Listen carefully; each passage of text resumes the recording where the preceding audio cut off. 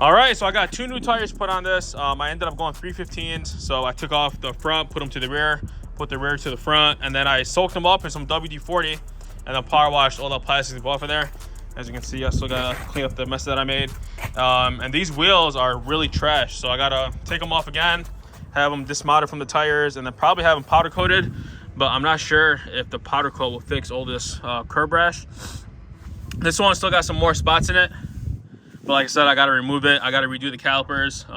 Someone said in the comments that the calipers are supposed to be gray and not white, so I got to double check that, and I'll repaint them, make them back to factory. But this one is messed up, as you can see over there. Got some spots over here. This one's probably not as bad, but you got this one in the front. So this one needs to be in the rear, but I brought it to the front because I put wider tires. This one's screwed up all the way around. And you got some down here, got some nicks over there. The other side is actually missing a whole chunk.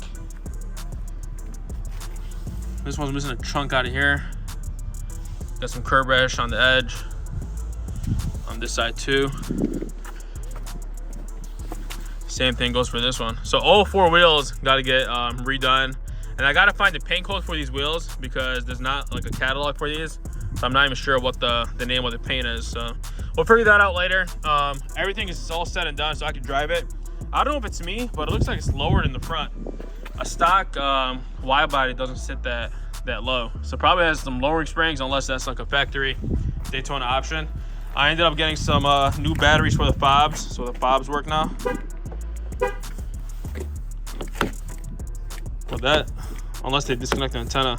Oh, I know that. It's most likely from this. So there's an antenna that goes here. Nope, that one's plugged in.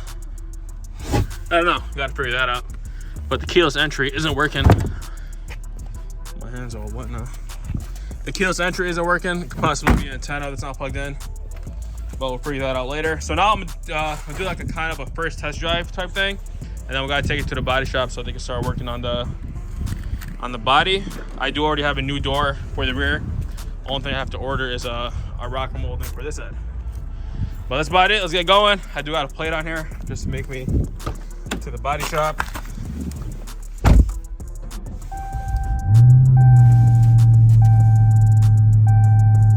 All right, give it a couple seconds to warm up, and then we'll head out. This thing actually drives really good. This needs an alignment. When I let go of it, pulls to the left, but that could be possibly because one of those tires are low on air, so it's causing it to drag. But a couple updates. Both Trackhawks are sold. The one on 4G Auto sold yesterday. The 2020 clean title sold the day before. Now, I've been reading a couple of the comments, and on the 2020, people have been saying that it's overpriced and $79,000 isn't worth it because it doesn't have like the $5,000 leather option and all that. But if you go compare it, if you're in the market for one and you go see the same exact one, 2020, with the same seats, same miles, they have them up for like 85 grand. Clean title, clean Carfax, just like the one I had. So I have it, you know, I had it priced pretty reasonable and it sold right away. I didn't even have it for a whole day. I didn't even advertise it. I actually was through a guy that was selling one. His ended up falling through, so he hit me up, and the guy ended up buying mine. So this one here is sold too. I got a deposit on it yesterday. So basically, I don't have anything else for sale. Make sure you guys stay tuned. I mean, as soon as I get these things, I'll put them up. And I told you guys I wasn't even gonna sell this thing till it's ready. But if you're interested in it, text that number that I provided, and they'll tell you how much the price is gonna be. And right away, first customer ended up buying it, and it was actually local too. But we're gonna take this up to the body shop. Like I said, it drives pretty good. The only thing I'm gonna do once it's done is give it an alignment. And I also want to do a light up airbag for the blue. People have been saying to do the seatbelts in blue. I'm not sure if that's gonna add any value to it, but it will go up nice with the contrast on the leather dash, the trim, the door panels. The only thing this one doesn't have is the sunroof, but it does have the suede headliner, the suede visors, the pillar trim pieces. It's a pretty neat car, and it's a limited edition. It's numbered 151 out of 501, so it's pretty unique. I'm just excited to see what Dodge is going to unveil next week in Vegas for their final call on the Challengers. So let's get to the shop. We'll drop this one off, and that's gonna wrap up this video. As you can see, they got some plastic dip on the window too, but I'm gonna let it warm up for a second, and then we'll open it up on the way to the shop.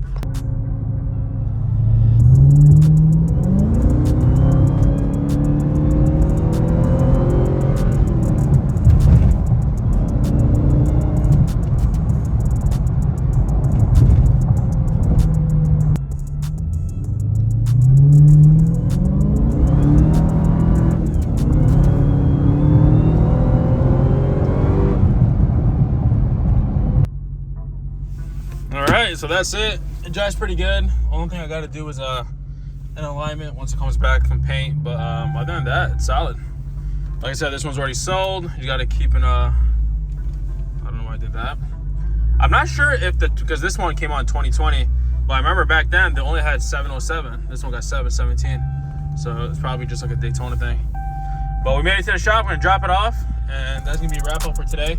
If you guys are new, make sure to subscribe, hit that like button, and I'll see you back on the next one.